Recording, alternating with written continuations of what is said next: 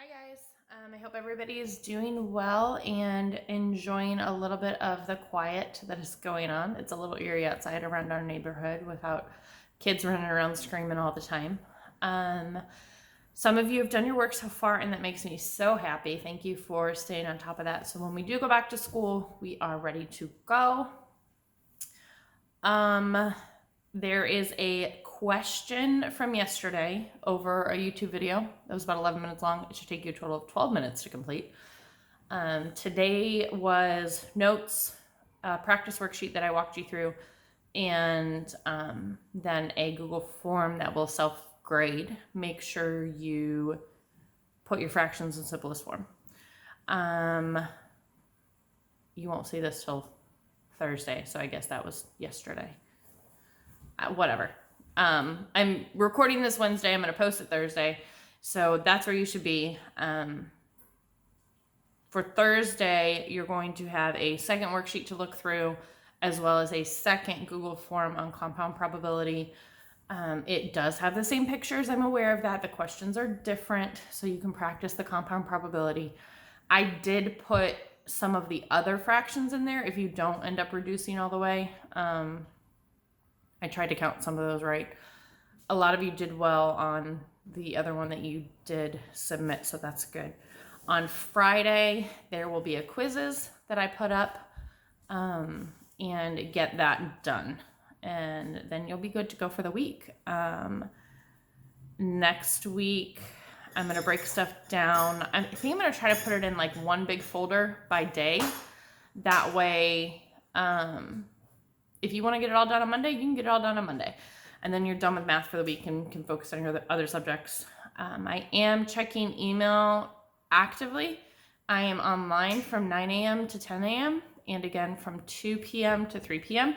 If you need to do a Google chat, I'm here for that. If you need to just ask me a couple questions, I'm here for that. They did unblock your Google Hangouts, they said, so you are able to do that. I am thinking about doing a Zoom meeting, which is basically, it would be like a live feed for me to you that you can log into and we can go over some stuff. That's what I tried to post today, but I guess the audio is not working. But I have a virtual training for that tomorrow, so I should know how to post that better. And for us to maybe have a class if we need to. Excuse the bells. My dog keeps ringing them because she just wants to go outside and dig holes. She's been fun. My kids are doing well. They have a lot to do, but we're figuring it out. If you're not able to get all this done because you are babysitting or helping out around the house, I totally understand. We will get you caught up when you get to school. Don't worry about it.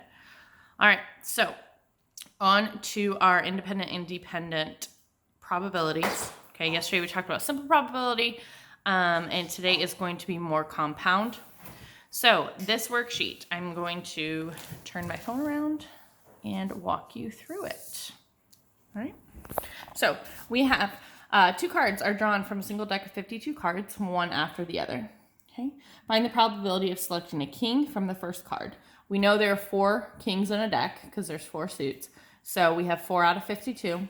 When we simplify that, we get 1 out of 13. All right. If the first card is a king, the card is not replaced. This is where you guys really need to pay attention and watch for it is replaced or without being replaced.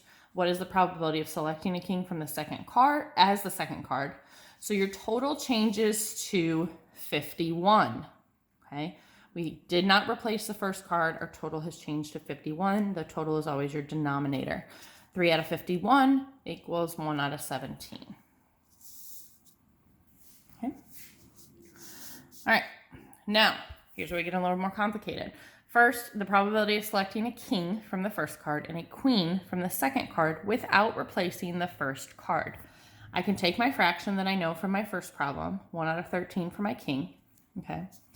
There's still 4 queens because we haven't touched those, but our denominator is changing because, again, it said we are not replacing the first card, okay?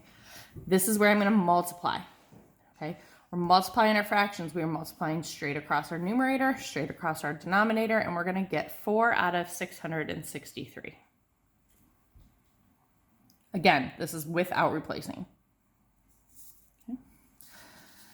This one says, find the probability of selecting a jack from the first card and queen from the second card with replacement.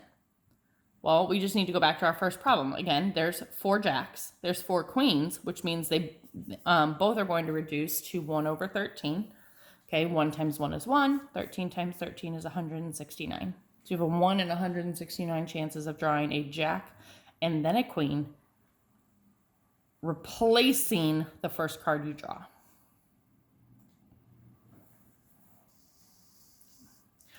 This last one. Okay. Finding the probability of selecting a 6 or 7 in the first draw, or an 8 or 9 in the second draw without replacement. Okay, so there are 4 6s, there are 4 7s. So together that's 8. That's where I got 8 out of 52. Okay. 8 or 9, again, is going to give us 8 options for cards, but we did not replace. So our denominator is 51. We're going to multiply straight across. We're going to get 64 over 2652. I just went ahead and reduced by 2 to make life easy. And then I ended up with 16 over 663 because I just kept reducing by 2 because that's easier than figuring out my common factors. Okay. So again, compound probability, you're multiplying. Just be careful where it says replaced or without replacing, okay, to make sure you know what your denominator is going to be. Again, any questions, reach out to me on Google. I'm here 9 to 10 and again 2 to 3. I mean, it's almost 6 o'clock now and I still have my email open, so it's not a big deal. I'm really proud of those of you who have done your work already and have done really well. I have given some feedback on the answers for the question on the YouTube video. Make sure you understand what 0 and 1 mean and how more trials affect your probability. That's important to really understand what you're doing. I hope everything's going well. If you guys need anything, let me know.